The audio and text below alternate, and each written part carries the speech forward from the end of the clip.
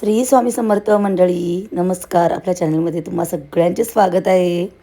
तर मी आज म्हणजे गावीच आहे आणि 5 किलो कांदे घेतलेले आहेत आणि 5 किलो कांदे बघा इकडे आम्ही कट करत आहोत. तर पहिला पुढचा भाग, पाठचा भाग काढून मधून कापत आहोत आणि मग मी साल काढेन त्याची.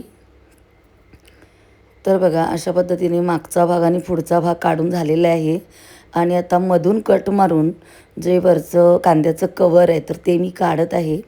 तर आज आपल्याला काय करायचं आहे, बरिस्ता बनवायचा आहे. काय होतं, स्वयंपाक जेव्हा आपण बनवतो ना, तर बरिस्ता रेडी असेल ना तर पटापट होतं. चिकनमध्ये, मटनमध्ये, पुलाववरती, कुठलीही बिर्याणी त्याच्यावरती आपल्याला बरिस्ता हा लागतोच. तर मी थोडा म्हणजे जास्त बनवून ठेवत आहे. तर बघा भरपूर डोळ्यातून पाणी येतं आहे, कारण एवढे कांदे मी पहिल्यांदाच कापत आहे आणि सगळी साल काढत आहे.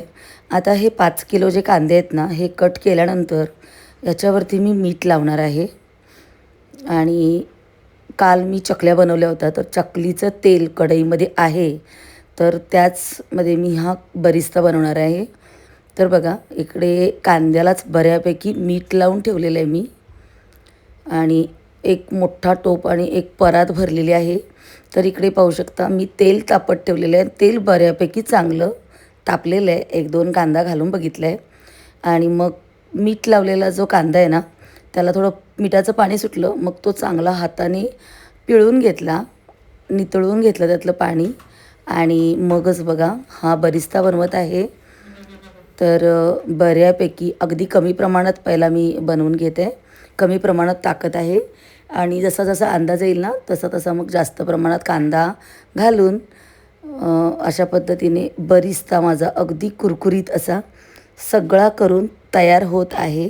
आता मी तुम्हाला सगळा केल्यानंतरच दाखवते. तर पाहू शकता इकडे सगळा जो बरिस्ता आहे माझा, तो सगळा झालेला आहे. बऱ्यापैकी मोठा टोप भरलेला आहे. तर हा मी आता ठेवून देईन, कारण मला हा मुंबईला घेऊन जायचं आहे. तर उद्याच मी मुंबईला जाणार आहे, तर घेऊन जाणार आहे बरिस्ता. तर बऱ्यापैकी बघा मी इकडे बरिस्ता बनवलेला आहे